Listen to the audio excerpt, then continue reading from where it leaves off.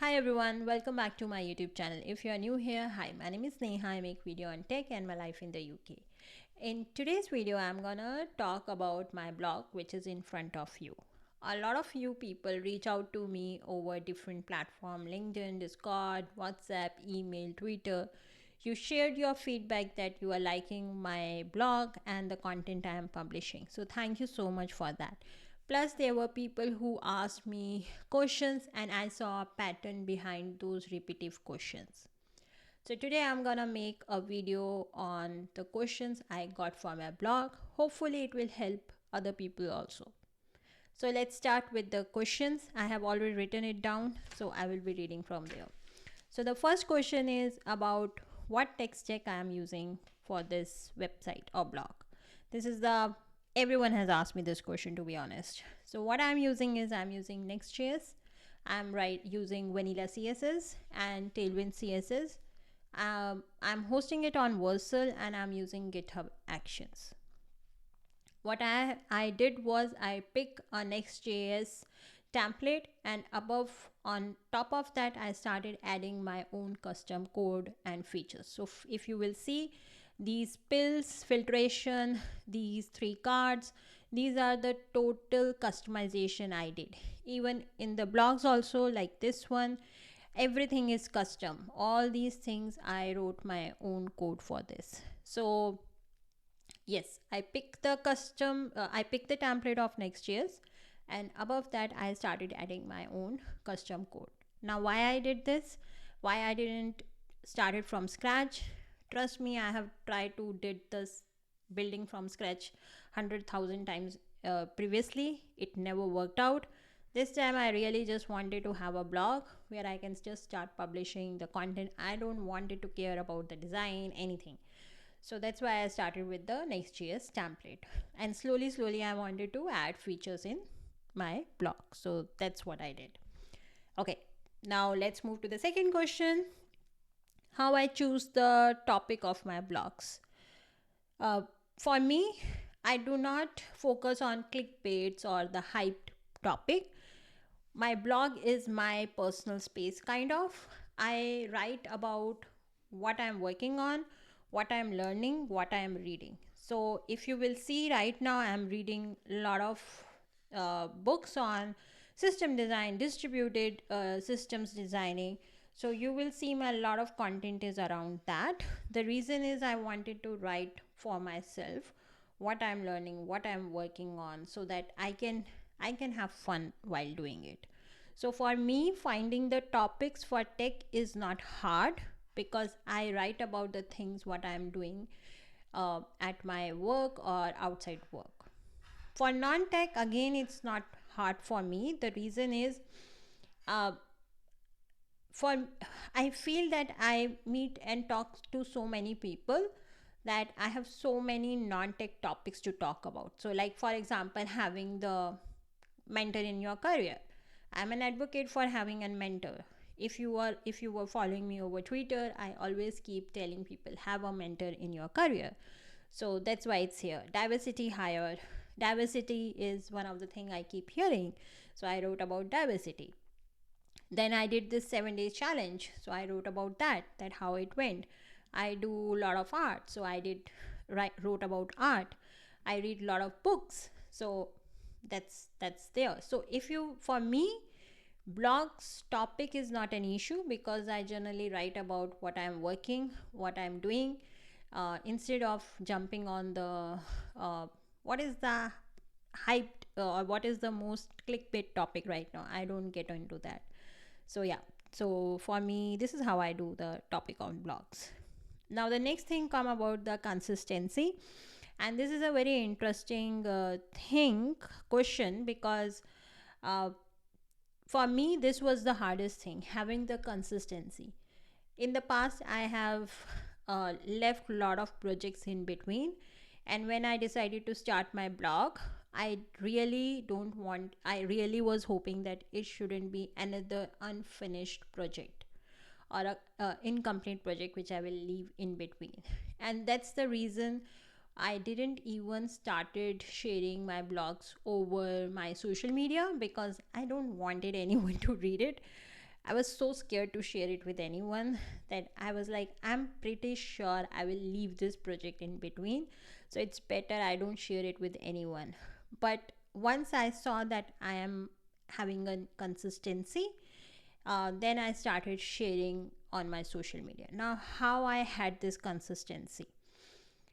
It was very hard. The reason is because with my full-time job and the personal life, these side projects take the last seat or the priority. So whenever there were days where I was supposed to work on my blog, but because something came in between, I was not able to. So one thing I understood for consistency, that I shouldn't be committed myself to a huge project or huge stuff. I should be committing small, so that at least consistency will be maintained. So instead of saying this week I am gonna publish 2 blogs, I used to do that this week I'm gonna start writing my blog, next week I'm gonna review it, and by third week I'm gonna publish it.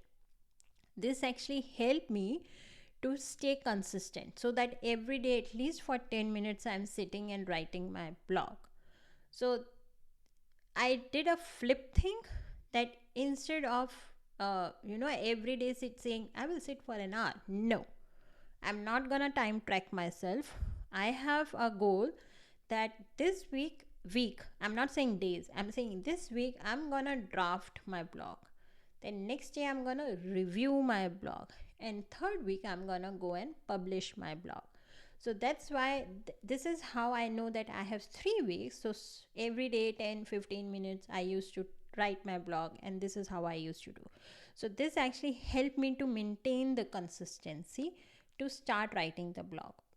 Now where I'm standing right now, I actually created a process for myself. I just started it. I'm not sure how successful it would be, because I need to wait at least 2 to 3 months to see how successful it is for me.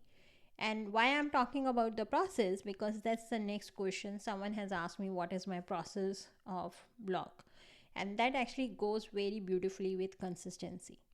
So what I do is, whenever I get an idea for a feature or any idea for the blog, instead of writing, then start writing or start working on it, I go to my GitHub repo in issues and I open the issue. So if it's a feature, I will write that. If it's a blog, I will write it.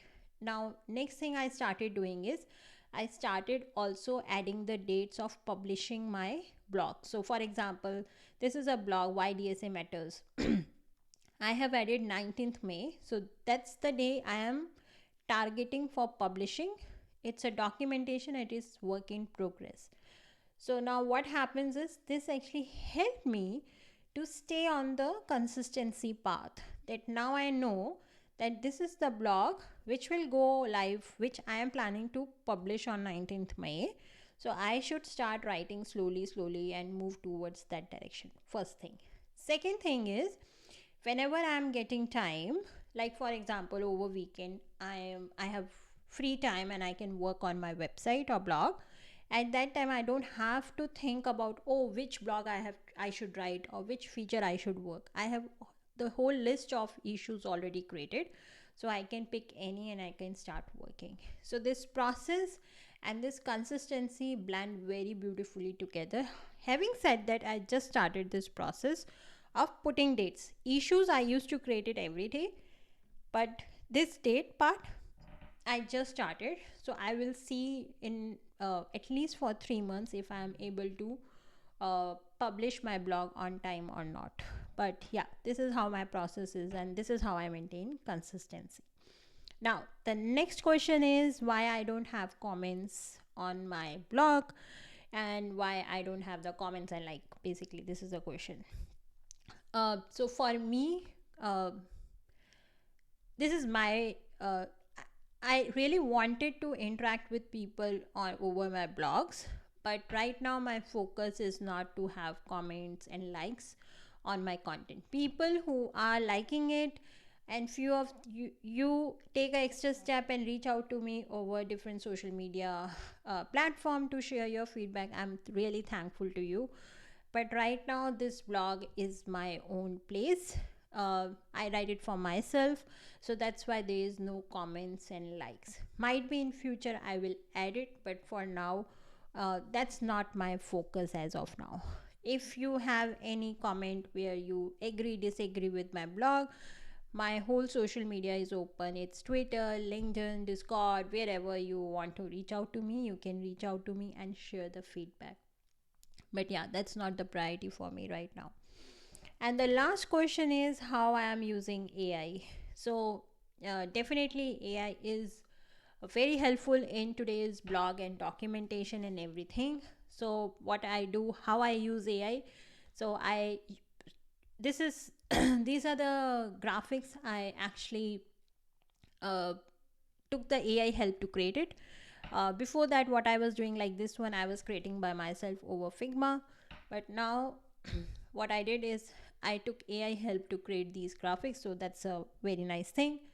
Other thing is I always get my blog review from AI for grammar. English is not my first language, so I always get a review from AI to get the feedback if the grammar is correct, if there is any typo or any mistake I have done. So that I do. So this is how I use AI. So yeah, so these were the questions came to me, around 6 7 questions. So thank you for asking these questions. These were great questions. I would also like to add one thing, that what was my motivation behind this blog. I know everyone has, in today's time, everyone has their own blog and website.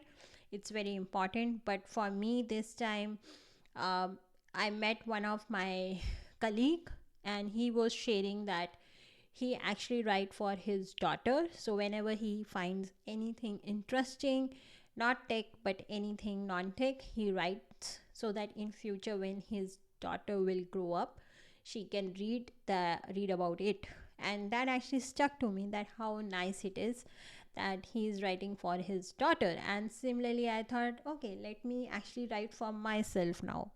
What it means is that, for example, this my reading list 2025, I read a lot of books, but I never keep track of this. So this time I thought, let me, start with this, start maintaining a list on my blog, so that my future self can come back and, just have a look that how many books I have read. Uh, and I really wanted to add some description, that how I like the book, what I like, what I didn't like. So might be in future I will add it, but I really wanted to have one place where I can track my books for my future self. I know there are apps, Goodreads, but I wanted to do it for myself. Similarly, this art section I have created for, again, for my future self, because I do a lot of art and I wanted to, have memory of that. Same thing is career. Same thing is, like, I got global talent visa, I joined Amazon, I wrote a book. These are the things, kind of my achievements. I really wanted to have them at one place, so when I feel, whenever I am having imposter syndrome, I can go back and read about it, just to, keep myself self motivated. So for me, the motivation of having this blog is to write for myself, for my future self. So yeah, this is the motivation. So thank you for watching this video. I hope you like this video and you will learn something out of it, and you will get the motivation to have your own blog or whatever you want to do. If you have any question, any comment, anything, let me know in the comment section, and I will see you in the next video. Till then, bye, take care.